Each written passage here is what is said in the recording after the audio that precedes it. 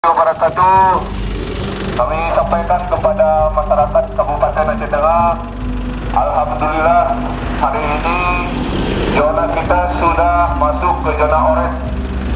Tolong kepada masyarakat untuk bisa mempertahankannya dengan tetap melakukan protokol kesehatan seperti yang kita ketahui, tetap menggunakan masker, menjaga jarak, serta sering-sering mencuci tangan.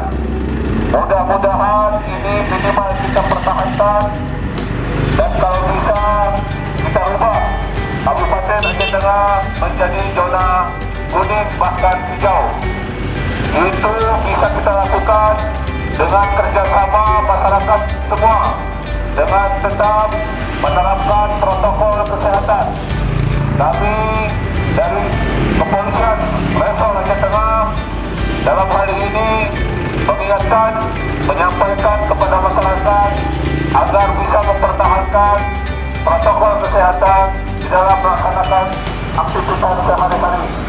Silakan beraktivitas, namun protokol kesehatannya tetap dijalankan. Terima kasih.